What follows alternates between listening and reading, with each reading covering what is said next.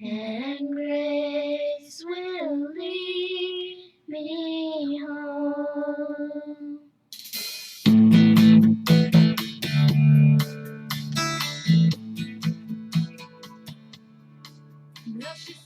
Hey everybody, this is Amazon Jude up in Wyoming, coming to you live from my fortress out in the country, in the great landscapes of Wyoming.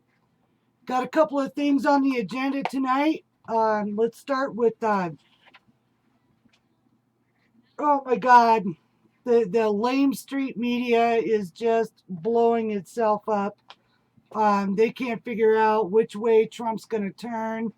You've got your doubters out there saying that he sold us all out already, because he's taking his time and he's interviewing for a job for each cabinet member for each position that he's going to need. He's way out of schedule. Don't get all panicked about that, because that just is not relevant to today's issues. I'm going to talk a little bit about what it's like to be in the trucking industry. And we're just a mid-size trucking company in Wyoming. In fact, we're fuel carriers.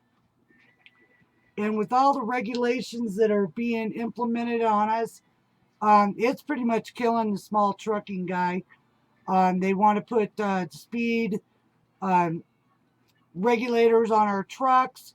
You can only be so round in the belly to be able to read up your license. They want satellite tracking on your big trucks and e-logs.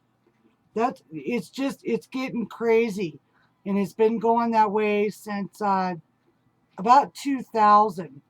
We have the American Trucking Association, which has been fighting back against these over regulations on the trucking industry.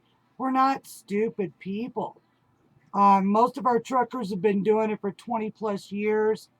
Uh, and the only time we have a wreck is when it's probably your fault. The regular driver on the road who thinks they can pull out in front of something that's carrying 10,000 pounds.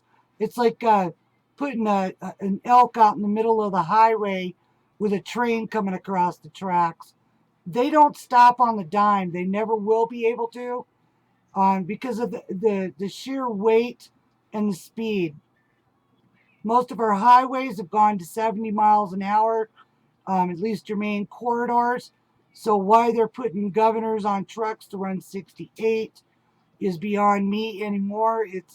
It's a moot at this point. Um, Secondly, the e-logs. Truck drivers know how long it takes to get from point A to point B. That's what maps are for, and mileage records are for, mileage maps, and they plan their run accordingly. Okay, now with these e-logs, if say one of these protesters are out in the middle of the highway and stops this trucker from meeting his destination within that 8 hours, or for anything, traffic jams, car accidents, you end up putting our truckers on the side of the road for X number of hours when they ran out of hours, according to these e-logs and time constraints, that they're sitting there in dead man's land. Now, anybody who goes into the trucking industry, they don't go into it for the money. Trust me, the U.S. government and the Department of Transportation, I think it's under this Anthony Fox, who is nothing more but a mayor, or no, a city council member slash lawyer when Obama put him in for the Department of Transportation. The man knows nothing about it, never knew anything about it, but of course he was black, and I don't know. I'll have to do some research on that, but the fact still remains: Obama padded his department with people who were yes men instead of people that knew anything about their prospective jobs. So I'm glad President Trump is taking his time, and I commend you very much on the fact that you are vetting these guys one at a time, and keep it up. Don't forget, on the local level, though, there are a lot of good men out here in America willing to step up and try the job. You know, you ran the apprentice show. You know, you don't have to fish in the same swamp.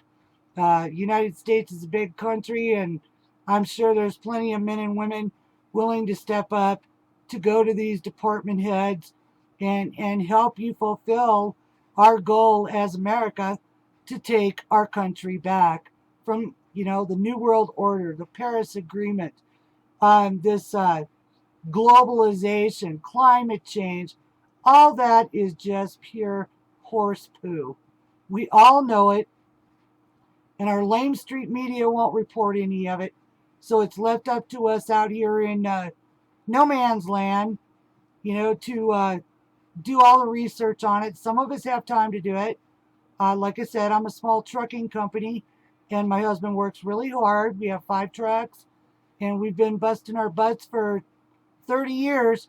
We thought we could retire this year, but now that the government has turned around and want us to run all new equipment with these CALP mixture in fuels and e-logs, weight restrictions on our drivers, or should I say girth, you know, because if a driver's too fat, surely he's too stupid to drive his truck, even though he's been doing it for 50 years.